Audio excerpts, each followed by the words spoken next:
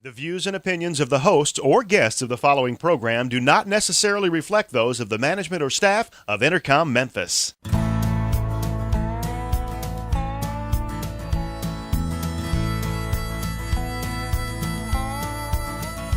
Watch the sunrise, new day's dawning, and it's calling you and me.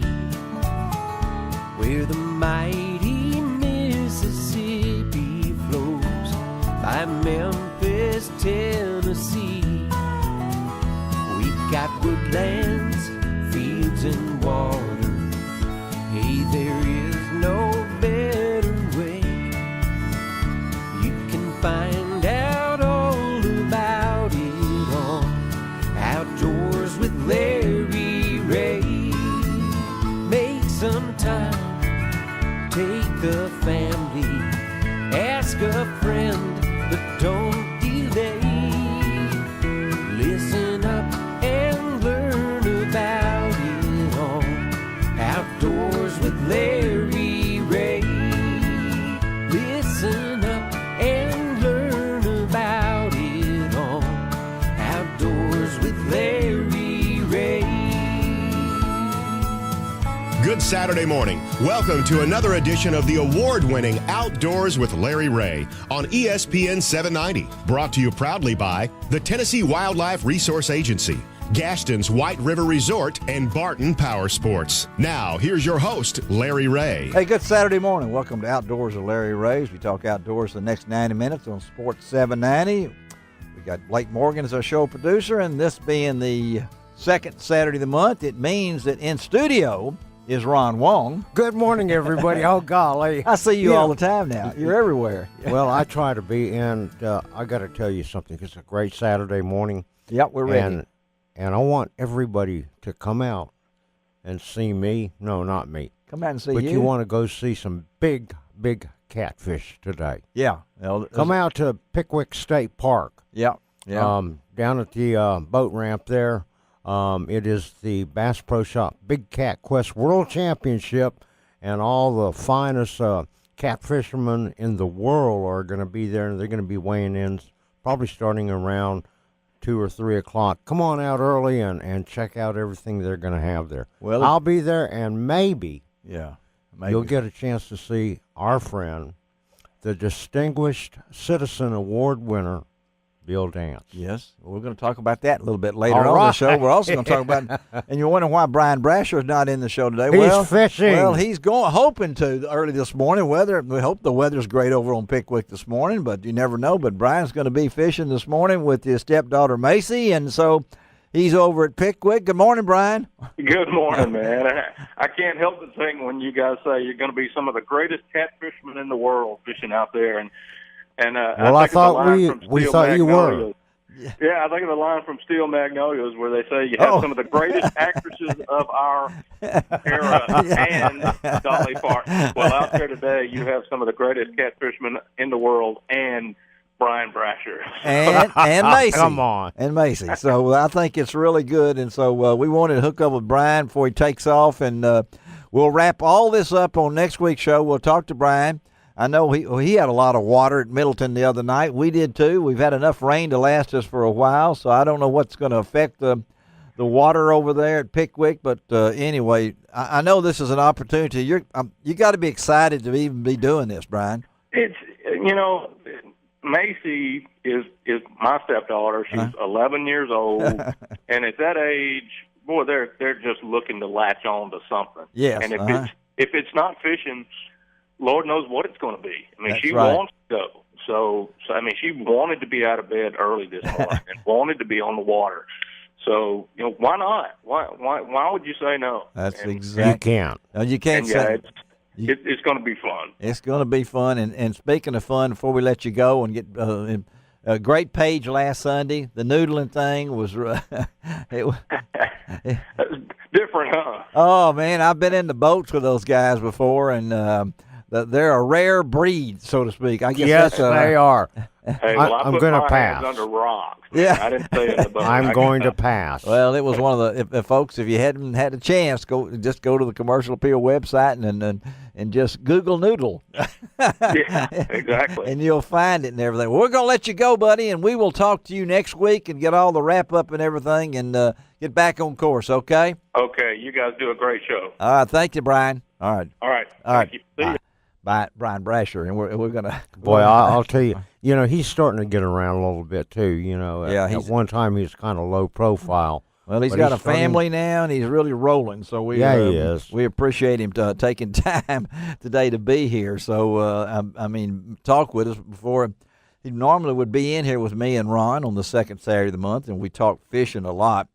I don't know why. Yeah, we do. I don't know why we Well, do it's that. fishing time. It's a year-round event right here, So Well, some of us do fish year-round. yeah, some of you do fish. And in fact, he loves to fish when all of the rest of us are in the woods or in the This blinds. is true, and I love it when hunting season comes around. you do. Yeah. It really helps us fishermen out because there's not as many people out. Well, I know this next guy knows a thing about fishing, that's for sure. Because, Well, I got to tell you something. He knows a lot about fishing, and he is one great coach. Well, it's we're going to talk right now to our good friend Garry Mason, and it's when we talk to Garry, we know we're going to talk fishing, but Garry is probably pretty pumped up about what happened recently, didn't he? I got to tell you something. He should be pumped up, and I know that he is. He has fielded quite a team, not only just this year, but over the last several years. His Bethel University team, fishing teams, Yes. has been absolutely on fire. Let's talk to Garry Mason. Good morning, Garry. Hey, Larry. Hey, everybody. How y'all Yeah, doing? me and Ron Wong sitting in here, and Ron is pumped up because not only just loves to talk fishing, but when you think about it, the recent Carhartt Bassmaster College World Series, Series wild card on Pickwick Lake, not only did Bethel finish 1-2, the first two, Yeah. the second team was second, right, Garry? That's right. Yeah, we went wire to wire in that tournament, and that was a repeat for us because we also won the wild card down on Pickwick in 2013. That's right. That's right. It's amazing. Well, tell our listeners about how this all evolved. How Garry is with Northwest Tennessee. He knows based out of the great Kentucky Lake area up there, and we're also going to talk to Garry a little bit about the Legends of the Outdoors coming up in August and things like that. But how did this all evolve? How did you become associated, and how did Bethel develop a fishing team? Well, back in 2009, Bethel University got in contact with me and asked me to come over and speak to them about a college bass fishing team. And I was actually the outside advisor for the University of Tennessee at Martin's bass fishing team, which was a club sport. And I went over and sat down with the athletic director and some of his folks. And when I walked out of the room, I had a job. Wow. And it just happened that quick, and it wasn't something I expected. God just led me to do this, and I'm so thankful that both myself and my assistant coach, Kenny Loudon, were getting to make a difference in these young men's lives and also getting to help them get their education. We tell them that if fishing is secondary, your education is primary. And, Absolutely. Bear Bryant said that the road to winning championships was straight through recruiting, and I followed that philosophy, and he was exactly right. You recruit the right kind of people to be on your team, regardless of what kind of team you're coaching, and then you send them and let them do what you've challenged them to do. And we've won numerous championships, as Ron said a while ago, over the past years especially, and those championships have been won by 8 different guys, 4 different boats. So it's amazing. Yeah. Garry, you just mentioned recruiting, which is very, very important in any kind of sport. But it seems like you get the cream of the crop in this whole Mid-South area. I mean, and you start them out as freshmen, and you kind of build them up, and then you develop and you play, if you will, the best fishermen that you have. I know one little fella that you have. He's just now finished his freshman year, a guy named Ty Dyer. and he's an up-and-comer. I think he came in second in a recent Cabela's championship. He was day one winner in that big bass tournament earlier this year. How do you develop them, and how do you recruit these kind of fishermen? Well, to be honest with you, because of our all of our publicity that we've been able to achieve through this program, and knowing a lot of people, Ron, just like you do, man, I get approached all the time by folks that say, "Hey, I got this kid, and he's in high school. He's a junior. He's really good." But you know what we look for first and foremost is two things. We look for their study habits, their GPA. Yeah. And then we also look for the morals of the student. You know, is he a good, clean-cut, well-mannered young man? I mean, that's what we're looking for. You know, we try to endorse morals and study habits. And, you know, I can't teach you to study. I can teach you a little bit about bass fishing, but I can't teach you to study. When you get to college, it's a whole lot different than high school. In high school, you go to the same class at the same time 5 days a week with the same teacher. In college, you might have a class on Monday, and then you may go to another class on Tuesday, and you may not have a class on Wednesday, and then Thursday you may have 3 classes. So it's totally different with each and every semester. So we promote education first, and then we promote fishing. And our guys that come here, we're recruiting from all over the country. Aaron Martin's nephew is on our team. He's a senior this year. Justin Martin's. Ty Dyer, as you said, he's going to be a sophomore this year, one of our up-and-coming. We probably have better fishermen as incoming freshmen and sophomores this year as what we've been winning with fishing-wise. Wow. And our guys, our seniors and juniors are helping with that, you know, so but our guys have worked really hard. They go out and practice on their own. Their parents have been phenomenal. This is just, it's become a dream for me. And if you'd have told me 6 years ago this is where I'd be right now, I'd have said, well, yeah, y'all probably, got something out in the backyard that you're not supposed to be dealing with. But, well, we're talking to Garry Mason. He is the coach at the Bethel University bass fishing team. And just saying that sounds strange to me, but because I've known Garry so many years and shared a boat with him, and me and my wife have. But you ask, and people are probably saying, you mean they give scholarships for fishing? Yeah, Bethel University was the first college or university in America to offer scholarships for bass fishing. And then we also offer scholarships for our shooting program, our archery program, bowling, inline hockey, cheerleading. So Bethel's really got it going on. We have over 850 student athletes on campus most every year. Wow. And a third of those, a little bit more than a third of those, are on non-traditional programs. Well, that's just amazing. And let's let our folks know that, as I said, Bethel's Dalton Wilson and Randall Morris had the winning hand recently at the Carhartt Bassmaster College Series Wild Card on Pickwick Lake. They combined in 2 days to catch 48 pounds, 4 ounces. And, of course, second place went to the same with the Bethel team also. And then, so these guys are already set up now, and they qualified for the 2014 Carhartt College Series National Championship. It's just amazing. Yeah, where's that going to be held, Garry? That's going to be held week after next on Lake Chatouge in Georgia, near Young Harris, Georgia. Oh, okay. Yeah. And this is the second year in a row that Bethel University has qualified 5 teams to go to that championship. Wow. No one has ever done that before last year, and we tied our own record this year. So you got some cool-looking boats, too, don't you? We do. Triton Boats and Mercury Motors is our sponsors, as well as Beach Lake Marine, Garrett Plumbing, and Bank Core South has supported us and sponsored us in some boats. And, man, I tell you what, our guys are, they go everywhere and fish everywhere. And don't tell them I said this, but each and every one of them could probably beat me. Oh, I think they probably know. No, I don't mean that now, because they're the Bethel Wildcats, and I know that, and that's it's great. Now, Garry, before we let you go, we gotta ask him about what's coming up. And you got something else you want to go? Well, yeah, just a quick question, Garry.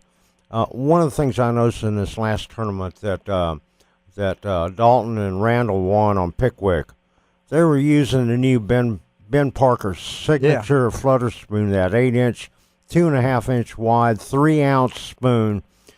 The pros can't even get them. How did you manage to get some of those spoons for them?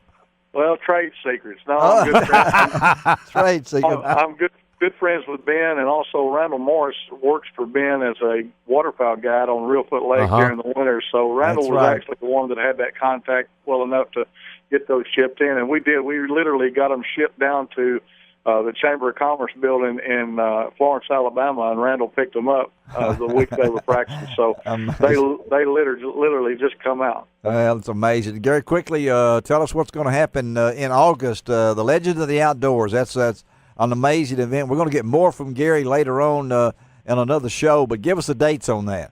August 16th on the General Jackson Showboat. Doors will open at 9 a.m. that morning. You can get a ticket by going to our website, getting my phone number, and calling myself or my assistant. It's going to be a fun time.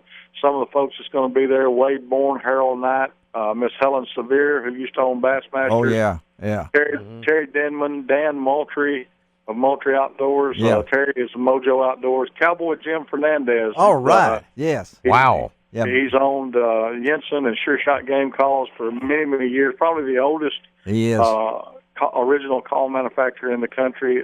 Had him on this show. He's an amazing guy, I can tell you that. And the guys at Sure Shot and everything. That's August the 16th, the General Jackson, and they could go to the website legendsoftheoutdoors.com. Is that right? Or That's right. They can go to Legends of the Outdoors. They can see everybody that's coming, and also those that are going in. They can get my phone number at the bottom of the page and give us a call. We'll be glad to hook them up with tickets and anything else that they need, hotel rooms, everything. We're a turnkey operation. Well, we're going to talk more about that later, Gary. Again, congratulations, Coach. Okay? All right. Absolutely. He's a good coach. He coached my wife a lot better than he did me. I can Well, tell you Gary, that, I'm going to right? come up and visit you one day, and we'll shoot some video and talk about the Bethel University fishing team. All right, buddy. Love to have you guys anytime. right. Thank y'all so much. Have a great day, Gary. We'll talk to you. All right? Okay, bye.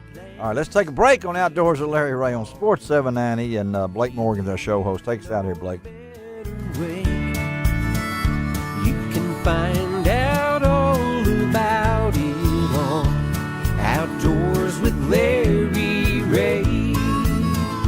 Now back to Outdoors with Larry Rea on ESPN 790. Brought to you proudly by the Tennessee Wildlife Resource Agency, Gaston's White River Resort, and Barton Power Sports. Hey, good Saturday morning. Welcome back to Outdoors with Larry Rea on Sports 790 as we close in on our 13th year on the air. That's August the 2nd. Open mic Saturday, taking your calls, giveaway, 13 years on the air. Man, it doesn't seem like, seems like yesterday. And is Ron Wong in studio with me this morning? And Good morning, everybody, and I got to tell you something. It doesn't seem like it's been that long, Larry, and it's gone by fast. And the thing about it is you have so many topical subjects and everything else every week, and what's going on in the hunting, fishing, outdoor world, and truly, you want some good information.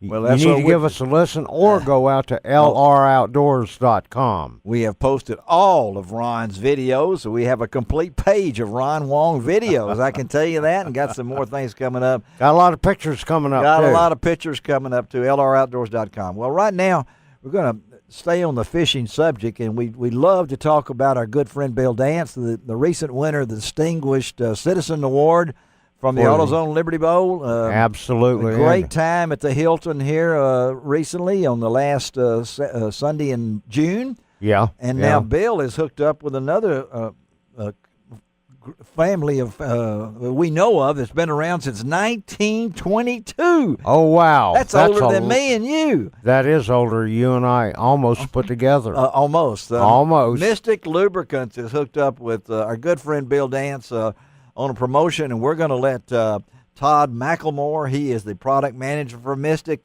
tell us what's going on with this hook up with the one and only Bill Dance. Good morning, Todd. Good morning, guys. How are y'all? We're Doing doing great. Tell us what Mystics and Bill Dance has done. Well, I tell you what, we this is our second year to do this promotion with Bill.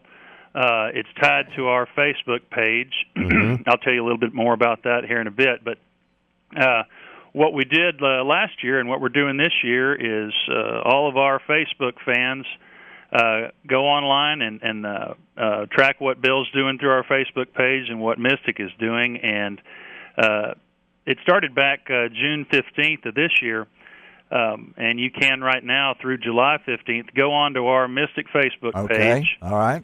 And what you do is you'll see a link up there for Bill Dance's Best Catch Contest. And you click on that, upload a picture of your best catch, tell us a little bit about it, tell us why you think you ought to be chosen as the best catch, or why your picture ought to be chosen as the best catch.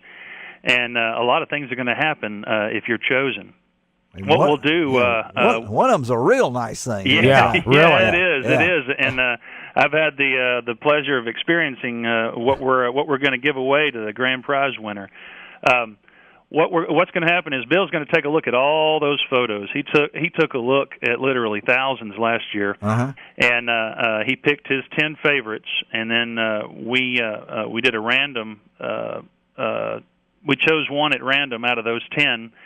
And we gave away, and this is the same thing we're doing this year, giving away a all-expense-paid trip to go fishing with Bill. And wow. I got to tell you guys, this is I've known Bill for 2 decades, and probably not as long as y'all have known him, but because you're in his hometown. We're here. Yeah, but I've known Bill a long time, and I'll never forget the first time I went fishing with him. It was at a lake not unlike what you'd probably what this grand prize winner will get to experience. In 3 hours, we caught 94 largemouth, all of them over 5 pounds. All of them. Oh, wow. I'm telling you, my thumbs were raw, and I will never forget it. It was like going to a NASCAR race and getting to sit in the suite, with Richard Petty. Well, I got to tell you something. That's always a fun day. Tell all of our listeners, Todd, all they have to do is go out to your Facebook page. Yep. And do a like, and that way they can get all of the information on it, right? That's correct. So if you go to Facebook.com/Mystic Lubes, MYSTIKLUBES. You'll actually, as soon as you go there, you can like it. We'd love for you to like it, but literally all you have to do, when you get there to that page, you'll see the image of Bill and the title of the Best Catch Contest. Click on that, and it'll open up a little box that you can comment on and upload a picture, and you're ready to go. Well, it's I know I've done it. Yeah, and I know I haven't submitted a picture. Lot of people. Well, you've got too many pictures to choose from. That's for sure. But and the folks you hear that you got a chance to win a fishing trip with Bill Dance, and we might mention, and I've got to say this, that the value of this trip. Do you know? Priceless. It's priceless, as William Shatner would say. It's priceless, but at the same time, and I don't know if Todd even knows this, when Bill was awarded the Distinguished Citizen Award by the AutoZone Liberty Bowl here back in June the 29th at the Hilton here in Memphis, at the very end, they had an auction for a fishing trip with Bill Dance and Johnny Morris. Right. Do you know what that trip went for, Todd? I have no idea. $22,000. So, that's a bargain. That is, because so you see now, you have a chance to win this trip without spending a dime. Absolutely. To go with Bill Dance and wear out your thumb, as Todd said. So. Yeah.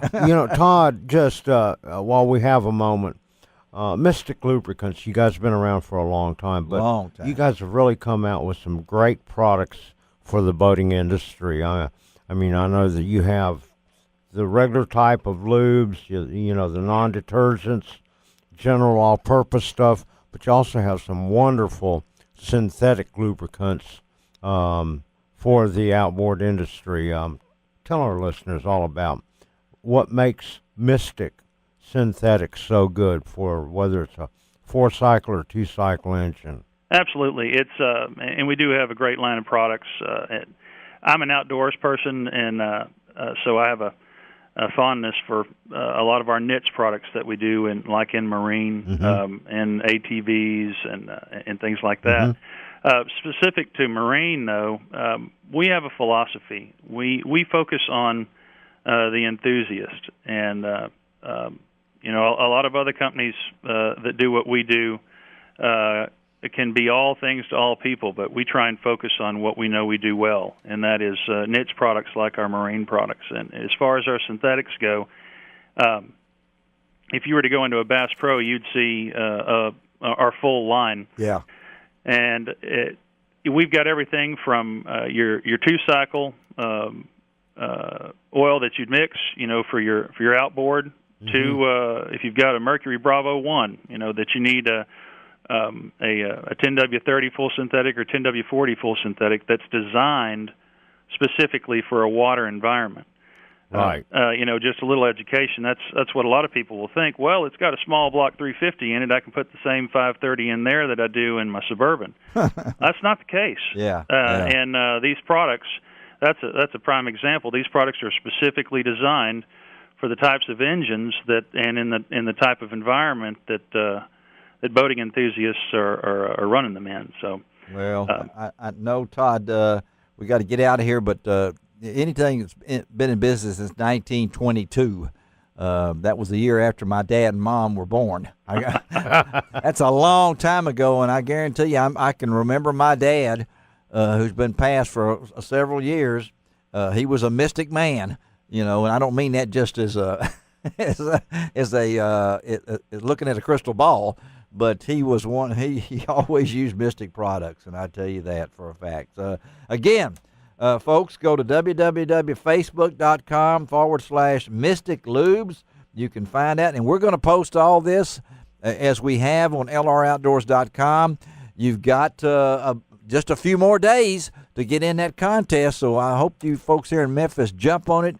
Chance, Bill doesn't mind taking somebody from Memphis fishing. I can tell you that for a fact and everything. So, Todd, again, thank you for being on Outdoors with Larry Rea, and let's stay in touch. And I think we're going to be able to get some of these Mystic products for that anniversary show on August the 2nd. We'll work with Todd on that too, right, Todd? Absolutely. Thank you all for the opportunity. All right, buddy. Have a great day, and we'll talk to you again. All right. All right? Take care. You. All right.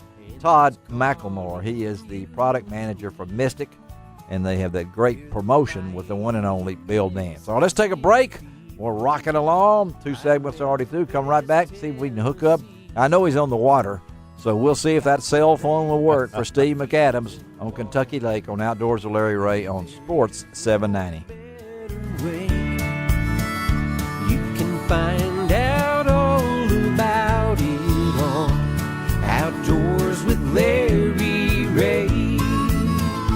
Now back to Outdoors with Larry Rea on ESPN 790. Brought to you proudly by the Tennessee Wildlife Resource Agency, Gaston's White River Resort, and Barton Power Sports.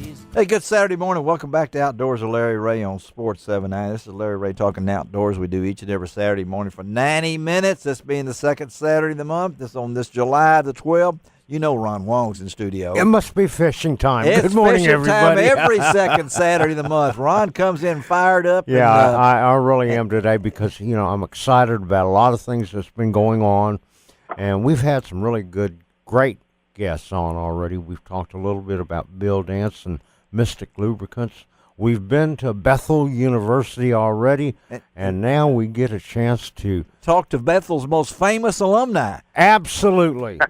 That's right, my old alumni. There you go, Steve McCadams, our good friend from Kentucky Lake, Paris Landing, waterfowl guide since he and Abraham Lincoln went out in the boat together, No, you're aging him now. I know it. He's younger than me, that's for sure. But me too. He is a proud graduate of Bethel, and we started off with Garry Mason talking about Bethel winning again, and it's a pretty amazing, Steve. I know you got to be proud of what's happened at your alma mater there. Before we get into the fishing report, tell me how proud you are.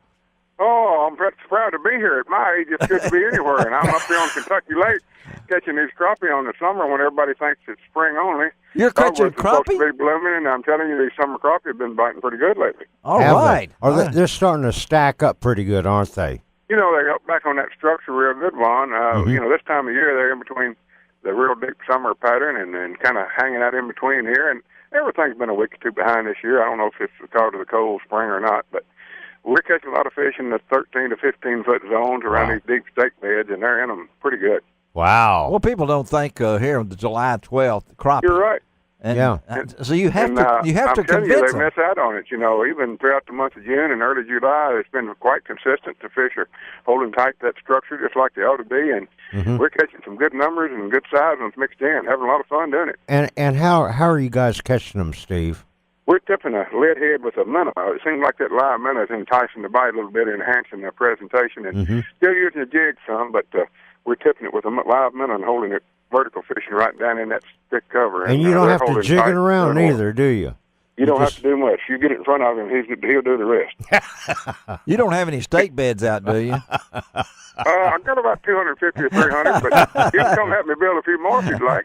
No, I'm behind. Larry wants to help. He can do those kinds I'll of things. help you eat steaks all the time. I love to eat steaks. Ribeye New York strip. That's what I'm talking about. What's all the rain, everything we've had this past week, and you guys got to dodge a little bit, but it's been a rainy June and early July. What's the water situation up there at Kentucky Lake on the Tennessee River? We're really about normal. Our surface temperature is about 82 to 84, and our lake levels are really normal. We're around 359. That's normal summer pool for Kentucky Lake, and we're within a few inches of that, so it's been normal here. We have had some localized flooding around the zones and areas, but it hadn't really impacted the lake levels at all here.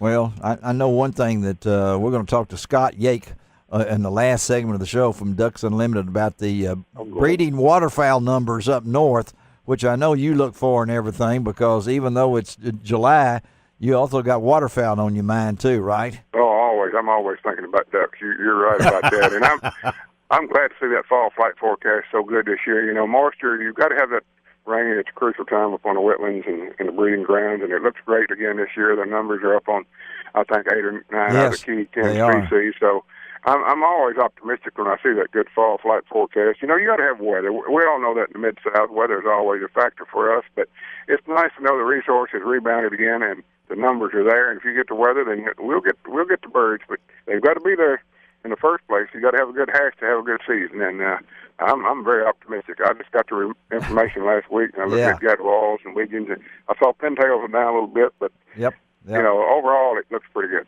Well, we're talking to our good friend Steve McCann. We're going to let you get back to your fishing there, Steve. Tell our listeners how they can get in touch with you. Book not only Larry, it's great to hear from your listeners. So you can get me at my website at stevemccadams.com and shoot me an email anytime. I'll be glad to answer the questions. All right, buddy. Go catch them, okay?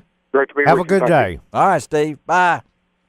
Steve McCadams. And I don't want he's being paid right now to catch fish with those people in the boat with him, and I don't want he's just done such a phenomenal job over the years. Yeah. Not only taking people out fishing, but education, not only in the fishing world, but in the hunting world too. And he's a water. He's provided a lot of information over the years on the radio show that he has and everything else, and of course his website is chock full of information. And you can get through it via McCadams. That's McCadams. And I got to ask Ron, because Ron's out and about so much and everything. He kind of gave us a little bit. I had Clay get Tally, finally hooked up with him last week, Ron. Right. And I know that, what are you hearing fishing-wise with all this rain? What's going on? Well, on the Tennessee River chain, it doesn't affect it that much because they generate water and they're able to keep it pretty stable. However, some of your other lowland lakes, such as Sardisina and Grenada, the water is coming up, all of it coming up to Summer Pool. And the thing with all of this rain is you just kind of follow the fish up, because what happens is you have a lot of grass that gets flooded. Mm-hmm. And with that flooded grass, it provides oxygen, shade, cover, and something to eat for the bait fish. Well, that's the lunch wagon for your bass. The lunch wagon, yeah. You know, and you got to follow the food truck. You got to follow the food truck, absolutely. I've never heard of that expression. Now we got food trucks, and so now we got, what did you just call them? Follow the bait. You got to follow. You got to follow the lunch wagon. And even in your small ponds, I'm hearing same thing. Some great bluegill fishing right now. Absolutely, and you know, everybody thinks that the bluegill, as soon as the water warms up in May, that they spawn and that's it. Well, that's not right. Every month, 3 days before and 3 days after the full moon, those bluegills are back on the beds spawning, where you can see them, and you can see those big round holes and nothing like catching them then during those 6 days. And they're doing it right, and I've seen a lot of them caught. Now, you're only talking a foot and a half, 2 feet deep, almost anywhere for brim. Crickets, my favorite way to do it. Crickets is what I'm hearing. Crickets, and I know a lot of folks are night fishing. Absolutely. The water's gotten, or the weather has gotten to where, we talk about the Tennessee River chain being in the mid-80s for water temperature. Yep. A lot of your lakes have already reached the low 90s in surface temperatures, so nighttime fishing is on. Nighttime fishing is and on. the only thing you got to remember about nighttime fishing, you want to slow down a little bit, and if you're going to use some kind of a reaction bait, such as a spinnerbait, crankbait, or something like that, a steady retrieve versus a herky-jerky stop-and-go retrieve, because you want the fish to hone in on that vibration. Ooh, vibration. I just got a vibration because I just checked my phone here, and there's Todd McElmore saying, Larry and Ron, thanks again. Be sure to send me the details of your anniversary show, and we will get you plenty of Mystic out to you. All right. Hey, look forward to that. And, of course, that's on the first Saturday. That's the first Saturday, August the 2nd. Absolutely. Gene Smith will be in the studio. Dave Gabbert will be at Big Sandy for the duck blind drawing up there, and we'll get reports from that. But anyway, we just get through talking to Todd, and here he comes right back and lets us know.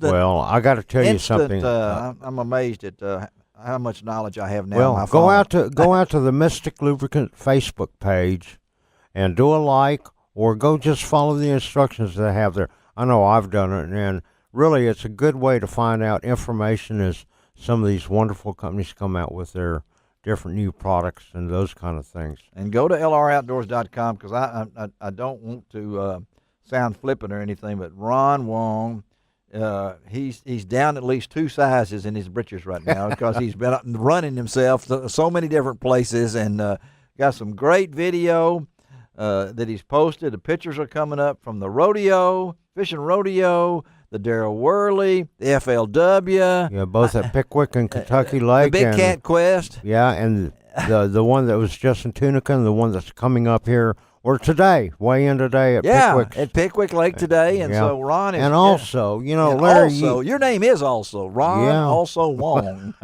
We talked about ICAST is coming up next week. It is, yes. Or this coming week. It's this coming week. This coming week. Yes. ICAST is where all of your major tackle manufacturers come out and display their 2015 new lures and everything else. Yeah. And so we've talked about, and we're going to include on lroutdoors.com as we get press releases, we're going to put and them pictures on and stuff like that. And as I do some interviews with some of these folks, talk about some of the new products coming out in 2015 in the fishing world, and you can see all of that on lroutdoors.com. Fresh from Orlando, Florida, where they'll all be down there. I can tell you that. I was going to go, but I've got too much Well, going I've got on. a couple reports that we're going to get live from ICAST. All right. Next week. That's going to be good. I'm still working. All right, let's take a break. Come right back. Talk more fishing, because Ron Wong's in studio on Outdoors with Larry Rea on Sports 790. You can find out all about it on Outdoors with Larry Rea. Now back to Outdoors with Larry Rea on ESPN 790. Brought to you proudly by the Tennessee Wildlife Resource Agency, Gaston's White River Resort, and Barton Power Sports. Hey, good Saturday morning. Welcome back to Outdoors with Larry Rea. We talk outdoors every Saturday morning on Sports 790. Blake Morgan is our show producer. Ron Wong in studio. Good morning, everybody. Hey, we have really had a great show. And we're still rocking. And we're still rocking, and we still have some awesome news coming up. Yeah, we got some stuff coming up. We're going to be talking some excellent trout fishing at an excellent place in Heber Springs, Arkansas. That's from Ron Excellent Wong. His Excellency, I think. No. Hey, this is that monthly report from my good friend Billy Lindsey's from Lindsey's Resort on the Little Red River out of Heber Springs, Arkansas. Good morning, Billy. Hey, guys. Good morning to you. I know we've been dealing with a lot of rain and fronts, and we got hammered a little bit midweek here in Memphis again, but I'm assuming the trout they don't stick their heads out of the water and check the weather conditions. You know what? They don't mind at all. They don't mind at all, guys. And we had some of that same stuff, Larry, midweek and everything. But, gosh, everything looking good now. And we're ready for a big weekend here and lots of trout being caught. Well, one of the things about the Little Red River, even though it rains hard and it might stain up, it takes about a half a day and it gets flushed out and it's ready to go again, isn't it?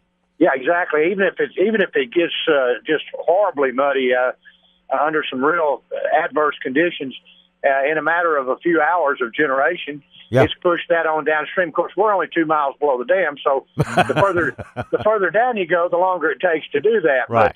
But in our area, it cleans up pretty quick, and the fish get right back on the money. What about the water conditions, Billy? I know what's the lake look like up there, and how much water? Lake level, amazingly, Larry, the lake level, everybody thinks, boy, the lake's got to be high. Well, it's really not. Really? And they've been able to kind of run enough along to keep it maintained. And of course, it really depends. When you get these rains, it really depends on where in the watershed that it falls the heaviest. Mm-hmm. And, if you don't get the runoff, then you don't get the rise in the lake. But they've been able to maintain it. And what we're looking at right now is pretty much kind of a summertime pattern where we've got low water in the mornings and some generation in the afternoons from about lunch on. And so, it's kind of the best of both worlds. And certainly the fly fishermen, I know they're always glad to hear about low water. Yeah. And we've got that in the morning. So, they've got a good part of the day.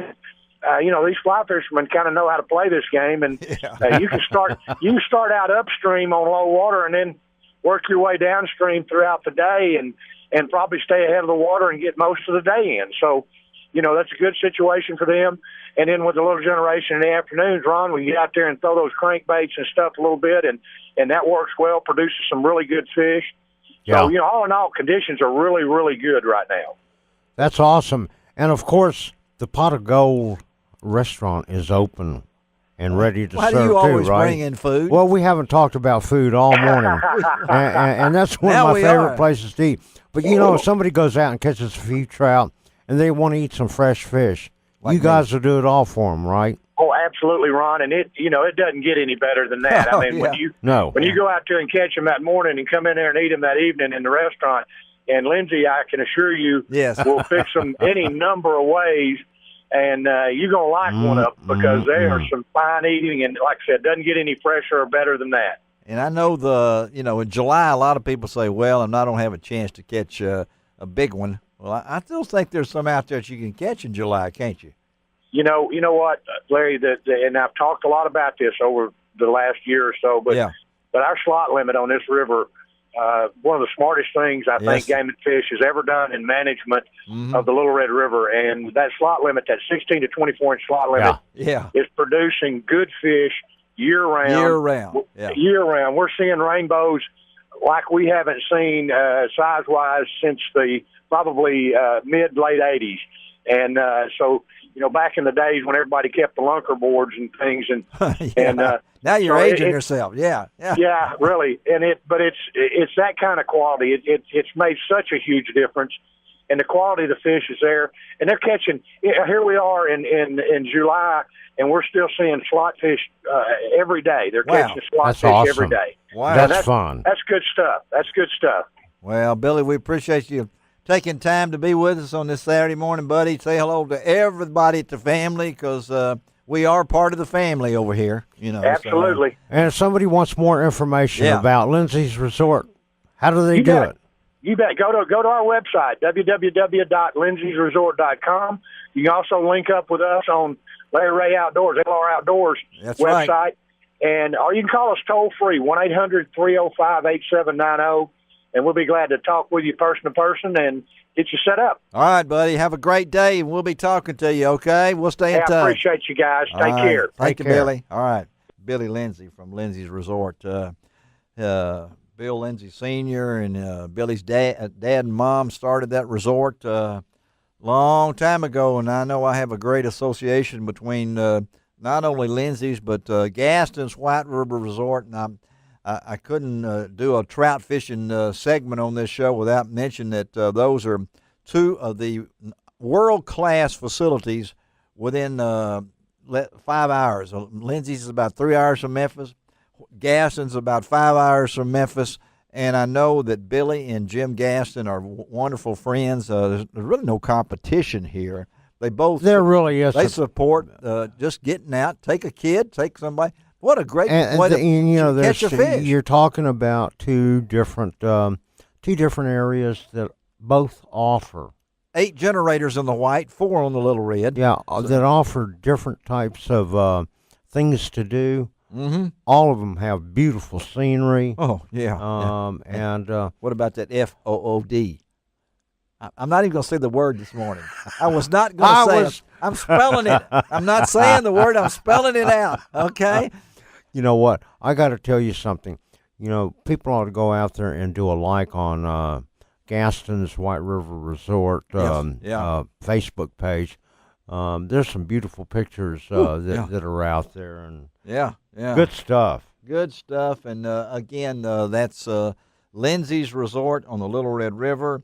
And you can check them out. We have all that on lroutdoors.com, which we are constantly updating.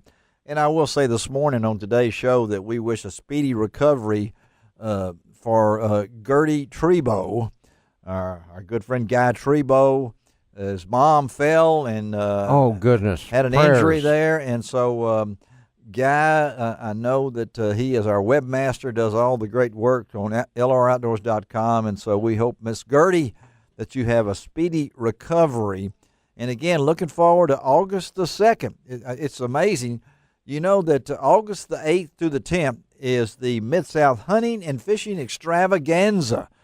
And that's hard to believe. That's about a month away. Wait a minute. When? August 8th through the 10th is the Mid-South Hunting and Fishing Extravaganza. I forgot. Well, I'm letting everybody know right now because I almost forgot myself, but I'm putting together all the seminars for it and helping out the Lovell family as I do every year. And that'll be August 8th through the 10th, if I'm not mistaken. Yeah, 8th through the 10th. So that'll be the weekend right after our 13th anniversary show. And it'll be at the Agri Center. I'm not sure exactly what year this is, but I know I've already talked to Rocky Burris about Sweet Addiction. They're going to be there, and we'll have a lot of different things leading up. And I'll tell you what, we'll do a fall fishing seminar. You will? Yes, I will. You heard that, John. He'll do that, and you'll probably... Come on out and see me. You'll do it on a Saturday, or would you rather do it on a Friday? I'm booking you right now. How about Saturday? Saturday. All right. Saturday about 1-ish. About 1 o'clock. You heard you that? Know, come on out early. Come out and meet Ron Wong in person. And I'll be there. Come out early. Every one of the Wongs in the world are coming out there. It's going to be really a lot of people there. There'll be a crowd there, won't there? Yeah, but come on out and see me before or after the 1 o'clock seminar. And I'll be in the Peanut Craft Lure booth, or I may be walking around. You may be Stop me and talk to me. But that's August 8th through the 10th, the Mid-South Hunting and Fishing Extravaganza out at the Agri Center in East Memphis. I always look forward to it. It's kind of like the kickoff event, you know it? I mean, it really is. For fall fishing, and, we're talking July fishing right now. And I wanted to ask Ron a little bit about, before we close out this segment again, about pond fishing in July.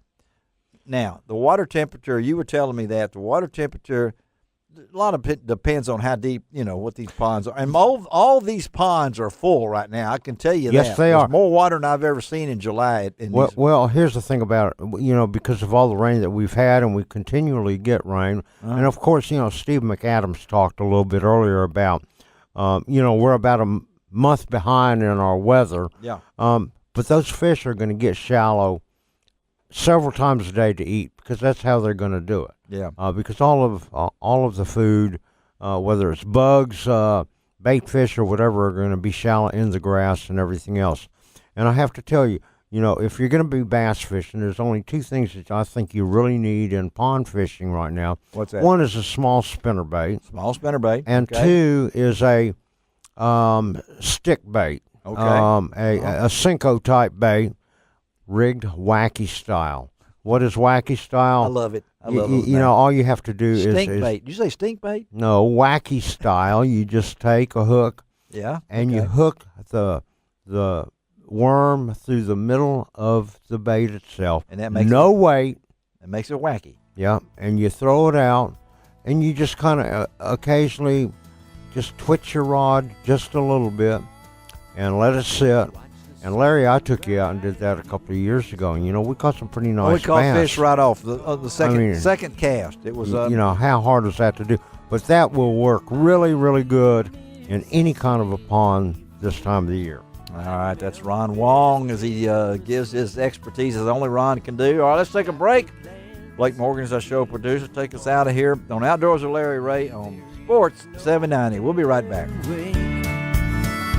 You can find out all about it on Outdoors with Larry Rea.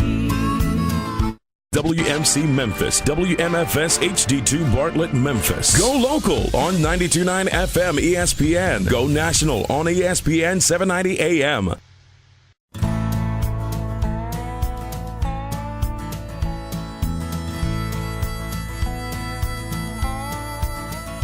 Watch the sunrise, new day's dawning, and it's calling you and me. Where the mighty Mississippi flows by Memphis, Tennessee. We've got woodlands, fields, and water. Hey, there is no better way. You can find out all about it on Outdoors with Larry Rea. Make some time, take the family, ask a friend, but don't delay. Listen up and learn about it all. Outdoors with Larry Rea. Listen up and learn about it all. Outdoors with Larry Rea. Good Saturday morning. Welcome to another edition of the award-winning Outdoors with Larry Rea on ESPN 790. Brought to you proudly by the Tennessee Wildlife Resource Agency, Gaston's White River Resort, and Barton Power Sports. Now, here's your host, Larry Rea. Hey, good Saturday morning. Welcome back to Outdoors with Larry Rea as we head into the final stretch of today's show. Ron Wong is sitting in as he always does. Good morning, everybody. Second Saturday of the month, talking fishing. That's what we've done for almost an hour now. We're going to do it one more segment, and then we'll switch to duck hunting a little bit well, here, because we always talk ducks. Well, ducks are coming up, and of course, I'm going to say it. Ducks are one of my favorite food. There we go. Duck poppers and fried crappie fillets. Oh my gosh! You're back to FOOD again. Let's get off that, okay? Let's talk fishing. What? Yeah, talking about fishing. Here's we have the opportunity to talk to one heck of a fisherman here, who has not only won the Forest Wood Cup last year. Yes. Yeah. But he is now qualified for the 2015 Bassmaster Classic, and he will be at the Forest Wood Cup again this year in August. You make him sound like he's 45 years old, man. Golly, I wish I knew and could do what this fine gentleman has done at the age of 23. Yeah, well, he hopes some more by the time he turns 24 in September, and that's our good friend. That's our good friend. Jacob Wheeler out of Indianapolis, the winner of the Bass Fest, the very first Bass Fest. Absolutely. And, first of all, good morning, Jacob, to you, and thank you for being on Outdoors with Larry Rea. Morning, guys. Yeah, no problem. Shoot, I enjoy anytime I have some opportunity to talk fishing. I mean, you can't pass that up. So I appreciate you guys having me on. Well, I got to ask you before Ron jumps in with all the technical questions, because I'm off the wall here, so to speak. But when did you catch your very first? Do you have memories of that first fish? Because somebody said that you started fishing when you were like 2, and you really got serious at 10, which it was actually about true. That is actually true. It was actually 3, and I remember it was actually my first bass is really what I remember the most. Really? Yeah, we were out. My dad and I were out in a paddle boat. Believe it or not, A paddle boat. Okay. A paddle boat. Yeah, Okay. on a little state park lake here in Indiana, and I've caught bluegill, on a bobber and everything else when I was a little bit younger. But I remember vividly that Dad, I was throwing a little pre-rigged worm. It was a plow jockey, or plow-boy worm. What a memory. Pre-rigged worm with the little hooks in it. Yeah. The push buttons up to 33. And Dad told me, he said, "Hey," he said, "You're gonna have to let this fall down." He said, "I want you to count to 30 or something," is what he said. Yeah. Or so I would count to 10 like 4 times or something. Maybe I could do count to 30 at that point in time. Yeah, you could. Or 3 times. And anyway, that bait was falling, and I remember that line tightening up, and I pulled into it, and I thought I was stuck there for a second, and it comes up and it jumps, and it's like a 3.5 pounder. And I'm thinking this is like a 12 pounder. Oh my gosh! And 3 years old, you're like, oh my gosh! I get this fish in the boat, and it's we got a lot of pictures and everything else, but it was unbelievable. You were hooked for life. Oh, without a doubt, hooked for life. Definitely bass fishing. That fish jumping up in the air. I only caught bluegill to that point, so that fish jumping up in the air. I mean, he just got me hooked. Well, when did you decide? I know you're 23. When did you decide that you wanted to do this? I mean, were you did your running mates in high school say, "Hey, what do you want to do?" "I want to be a bass fisherman." I mean, yeah. I mean, how did you determine this is what was going to be your life, Jacob? Truthfully, believe it or not, I knew this is what I wanted to do when I was in first and second grade. Wow. A career day. At school in first grade and second grade both. I was a professional bass fisherman. That's amazing. Well, that's really, and it shows what you've done too.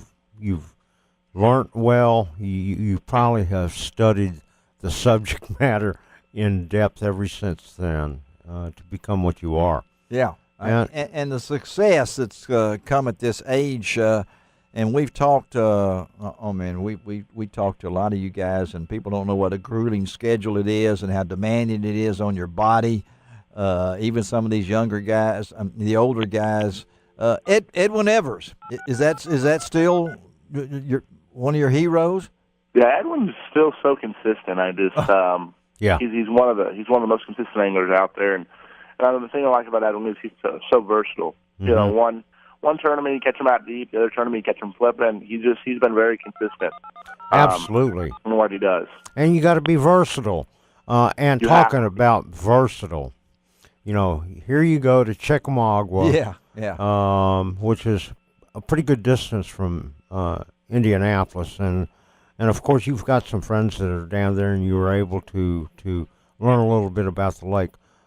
But some of the techniques that you used throughout the tournament there that you won at Bass Fest there, I mean, you used a myriad of lures, number one. Number two, the way that you fished your spots. Tell our listeners, why did you use certain lures at certain times? I mean, you used a swim bait sometimes. Yeah. Uh-huh. And you use a hair jig sometimes. And whoever would have thought you use a hair jig in the summertime? Yeah. Yeah, it was basically, for me, I caught him on a worm, I caught him on a hair jig, I caught him on a crankbait. The first day, the current was running a lot in those Tennessee River lakes. Yeah. When the current runs a lot, you get a lot of wind, you get a lot of cloud cover, they really eat a crankbait really good. Well, I got them fired up. When you get the school fired up, and people talk about that all the time, is just initially getting that first initial bite gets all the other ones, if there's 20 of them down there and one bites and you set the hook and he's down there fighting, it gets them all fired up and ready. If there's a shad that comes to release them, they're going to bite it too. So catch that fish. Once I caught that one fish on a swim bait, I threw my crankbait in there because I could get it in there faster and get back down to them quick. Mm-hmm. I throw that crankbait down there and catch 3 back-to-back, 4.5, 5 pounders. Yeah. So that was huge. That was my day on day number one. Mm-hmm. The second day, everything slowed down a little bit. The current didn't run as much. Sun came out too, didn't it? Sun came out too, and what it was having something that the current didn't have to really play a huge role. They wouldn't really eat that crankbait because it wasn't so windy. The current wasn't rolling so well, and that's when you had to go to that swim bait and that hair jig. And the swim bait, I caught quite a few fish on it, but I remember pulling up to a spot on that hair jig, and I set the hook. And this is a place that I actually hadn't caught a fish in the tournament yet. Mm-hmm. I set the hook on this fish, and it's a big one. I caught one 8-14 in practice, and this one I was like, man, this is a big one right here. And it comes up and jumps. I lift it, and it's a 7.5 pounder. Yeah, yeah. And so how did you make that decision to use a hair jig? And of course, it's a white hair jig, which emulates a shad. Yeah, hair jig. I was using a little bit bigger hair jig, and the hair jig looks. When those fish are so precious, it looks like a big gidget shad. Mm-hmm. And it doesn't rattle like a crankbait. It doesn't wobble like a crankbait. It's real subtle. Mm-hmm. Right. So it's something that those fish hadn't seen a lot of, and and it really got I got quite a few bites that were. I only caught 6 of my weigh-in on it. The event, my small, but I weighed what happened. Well, we're talking to Jacob Wheeler. He was the winner of the Bassfest on Chickamauga Lake, 90 pounds, 6 ounces, over 4 days. He's looking over his shoulder, and look who's right close to him is Kevin Van Dam. Yep. Do you guys? I know golfers look at the leaderboard. Do you guys look over your shoulder? Are you checking out what's going on, or are you in your own zone? Oh, without a doubt, you still check what's going on. Okay. You want to know who's behind.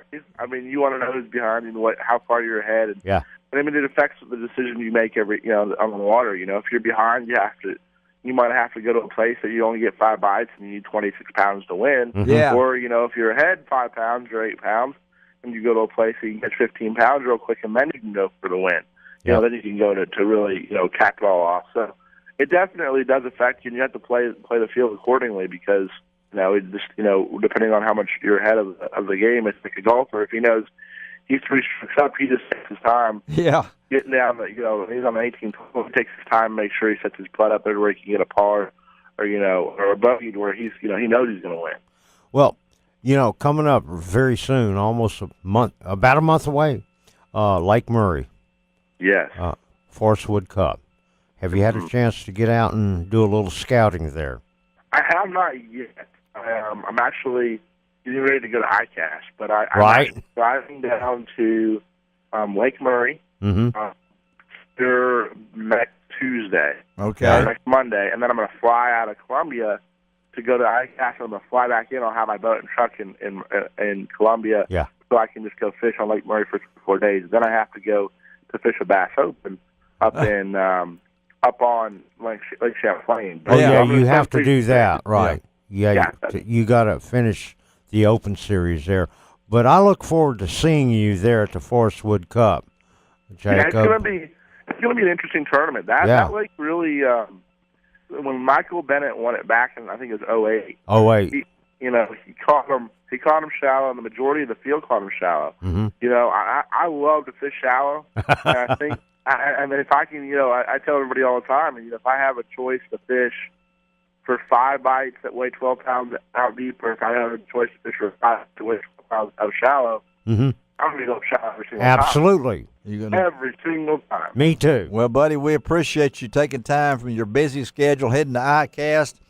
Nothing but success for you the rest of the year, Jacob. We'll be back in touch with you. You got a lot of fans down here in the Memphis, Tennessee area, and we keep up with you on lroutdoors.com, my website. So we'll follow you, buddy, and go get them, okay? And I'll see you there in Lake Murray. All right, buddy. We'll see you there. Talk to you later. Thank you.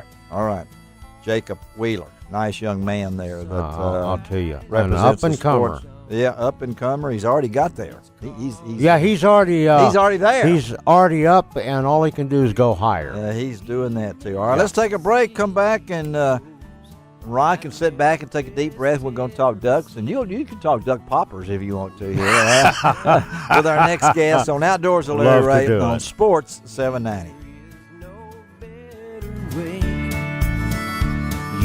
Find out all about it on Outdoors with Larry Rea. Now back to Outdoors with Larry Rea ESPN 790. Brought to you proudly by the Tennessee Wildlife Resource Agency, Gaston's White River Resort, and Barton Power Sports. Hey, good Saturday morning. Welcome back to Outdoors with Larry Rea. This is Larry Rea talking outdoors. I do each and every Saturday morning. This is our final segment of today's show. Not forever. We want to make sure we point out that. Just today. Just today. And you recognize that voice as Ron Wong. Good morning, everybody, again. And, boy, it's been a wonderful day. And now we get to talk about duck poppers. No, we're not talking about duck poppers. Sorry. Not talking about eating ducks, but we could, with this guy, because I'm sure he knows a little bit about how to cook them and how to eat them and everything. But that's our good friend Scott Yaich from Ducks Unlimited chief scientist. I've known Scott for many, many years from his days in Arkansas. Right, Scott? That's right, Larry. We go back way back. Way back, a long time ago and everything. But we wanted to talk with on today's show, which we normally talk about fishing on this second Saturday, but a lot of information coming out of DU and about breeding duck numbers up 8%, about the wetland losses, point to the importance of protecting the prairies. Hey, we could even talk about, if we wanted to, we could even talk about the DU car that was in the wreck, Tony Stewart and all of them. We can even mention that because I see Dale Hall went down there. I guess he created the wreck, probably, maybe. I don't know, but... Hey, Scott. Well, I hope not. I hope not. No, I just kidding Dale there, but a little bit. But let's talk about these breeding duck numbers, Scott, because I know in your capacity you keep up with this stuff. But the breeding duck population, based on surveys conducted in May and early June, total population were estimated at 49.2 million breeding ducks, and that's up 8% from last year's 45.6 million ducks. For the layman out there, what does this mean? Well, this is a busy time of year when it comes to waterfowl. I know most people are thinking about fishing, but those who are duck hunters are looking forward already to the fall hunting season, getting decoys ready and watching the information coming out of the Fish and Wildlife Service that we help distribute. And what this most recent survey, the annual survey of the breeding duck population over a kind of a traditional survey area of Canada and the U.S.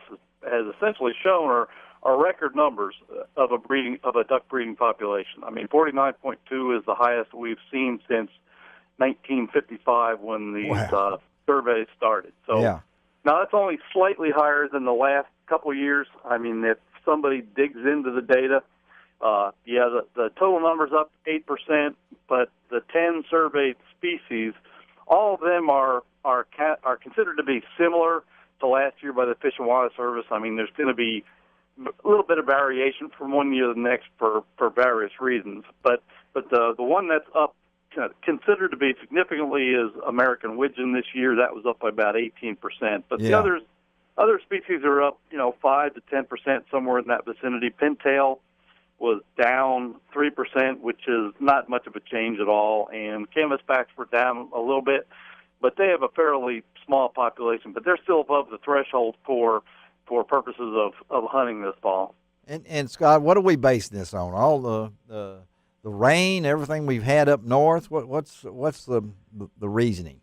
The primary reason is we've had virtually an unprecedented run of wet years in the duck factory, the prairie potholes. Yes, we just haven't seen a period this extended. I mean, we're talking about 20 years of wet weather in the potholes, and we just haven't traditionally seen that. So that's what's contributed to these really high breeding population numbers we're seeing, while at the same time we're continuing to see actually accelerating loss of wetland habitats, particularly in the northern U.S. Yeah, I wanted to ask you about that. We've talked a lot about it, and everybody gets excited when they see numbers like this, and they think about, 42% over the long-term average for mallards and things like that. But the loss of habitat kind of balances out the good news, bad news. Yeah, it is. I mean, it's almost a paradox in a way, and because we're seeing these really high numbers in terms of breeding duck population, but the Fish and Wildlife Service last week or the week before that also came out with another report, not directly related to duck population, but the habitat. But they showed that between the 12-year period between 1997 and 2009, over 95,000 acres of emergent wetland habitats were lost from the prairie pothole region, and that included about 117,000 wetland basins that are no longer going to be there. So the concern is, what we're benefiting from this very long run of a lot of precipitation, wet years, and the resulting good breeding populations. But when we go into the next drought cycle across the prairies, the concern is that because of this wetland loss, we're going to see an accentuated drop in the waterfowl populations. And we're talking to Scott Yaich. He is the chief waterfowl scientist for our good friends at Ducks Unlimited. And the reason, Scott, behind the loss of all these potholes? Well, a number of things. Some really high commodity prices the last few years have kind of spurred the conversion of grassland and wetland habitats to corn and other commodity crops, and also with some of the recent Supreme Court cases regarding the Clean Water Act and the extent to which they can protect wetlands, and that's an issue that's in play right now. But those changes have resulted in a kind of an acceleration of wetland losses that have been stemmed for several decades as a result of the Clean Water Act's protections. Well, I know that it's in July, and everybody thinks, well, what are you talking about, waterfowl? Well, when DU is right here in Memphis, we talk waterfowl on Outdoors with Larry Rea 12 months a year. And I know we're all optimistic. I've already talked to a waterfowl guide earlier on the show today. He's optimistic about the year. So explain to our listeners where are we now in the process of setting bag limits and things?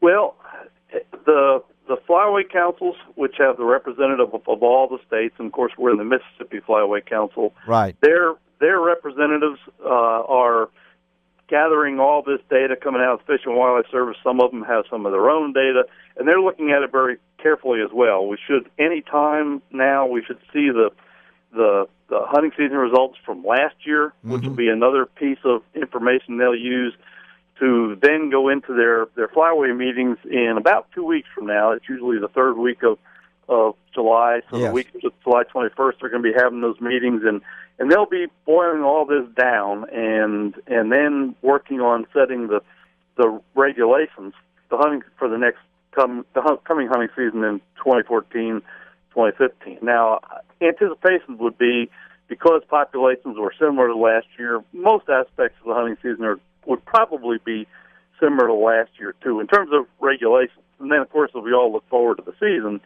we got to remember it's great that we've got good, solid record numbers of breeding populations right now, but there's a whole lot, as you know, and all duck hunters know, that can affect the hunting season we have, the quality of the hunting season we have, based on weather during migration periods and wintering periods and all that. So it's right to be optimistic, but you always need to kind of stem that enthusiasm just a little bit with a recognition that there's still a lot to happen between now and the hunting season. Well, I've never known a hunter who wasn't optimistic. I don't care what's happened. I mean, it's the same way with a fisherman or whatever. We're all saying, it's going to be the best fall we've ever had. There's 48 million ducks out there. Surely there's 4 or 5 for me, and they're all banded. That's what we all think about and everything. Scott, thank you, buddy, for taking time on this Saturday morning to be with us, and good to talk to you again.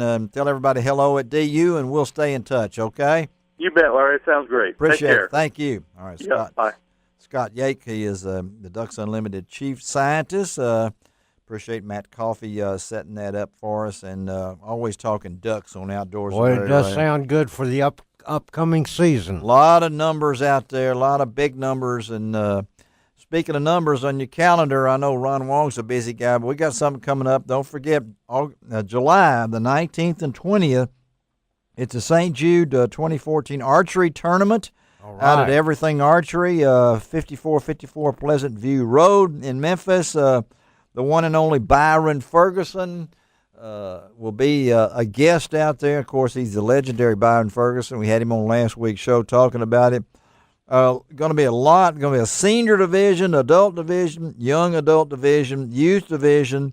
So all you archery fans, and maybe you're thinking about getting in the sport, Maybe you watched all the Hunger Games. Maybe you watched Brave, the movie, all the things like that, and you want to get into archery. Go to Everything Archery on Pleasant View Road, and that's Saturday and Sunday, July 19th and 20th. That's next weekend for an event that raises money for St. Jude. That's a good deal. And anything to help St. Jude is always good. Anything to help St. Jude, and I know Ron does all that. And a lot of folks are going to be out at Poplar Tree Lake today. Yep. For that Operation Bass. They're going to have a tournament out there for 40 military folks from the Navy base. Go out there and give them a hand. Go out there and give them a hand out there today. It starts at 8 o'clock through 2 o'clock. You actually have time if you leave right now. Leave right now. You can get on out there, and I know some of my friends are helping supply boats to help Chris Park out there with that big event. So looking forward to it. Let me tell you about next week's show. Of course, Frank Barton from Barton Power Sports will be in studio. So we'll be talking to Frank. Marty Marbury will be in studio next week. She normally would be this week, but she's not feeling real well. She's had some dental work, and so we're hoping that it doesn't change her accent next week, that she still has her southern and she drawl. can come and dance on in. Well, we're still looking for that cha-cha-cha. We've lost it in the transition someplace, but we're trying to find it. I'll bet you we find it. Oh, well, I hope we do. And also, we're going to try to hook up again. As I said, we're hoping to have DU President George Dunklin on this week's show, but he couldn't work that out. But try to get with George next week to talk about his recent meeting with President George H.W. Bush, along with Johnny Morris. They all went up to Kennebunkport in Maine and enjoyed a day of fishing. Boy, that would have been a lot Would that not of be fun. something? Would you not be in the boat Goodness. with that? I would love to. Hear President Bush Absolutely. and Johnny Morris, and once again, Ron had a chance, and all of us. I did not get to talk to Johnny, but you had a chance, and we posted a lot of pictures have been out there. Yeah, from the quite a gentleman. Yeah. I will tell you, and an excellent philanthropist. Yeah, he's a wonderful guy, and thank him for coming down here, and Harold Grader and Steve Earhart and all the great guys that were at the AutoZone Liberty Bowl. Golf pairings. And of course, I know you had a good time, not only at the pairings party with your wife, who was celebrating her birthday. Yes, she was. It was a great night to celebrate birthday. And then you got to play golf the next day and had a good time. And got to sit with two Razorback fans. I didn't know I'd be at the same table. That was just the way it worked out. That's cool. Yeah, way it worked out. The folks from Walnut Ridge, Arkansas. Blake Morgan, thank you. We got to get out of here. Blake is our show producer. We'll be back next week on Outdoors with Larry Ray. Until then, don't forget that it doesn't cost an extra cent to be a good sport. And God bless the USA. You can find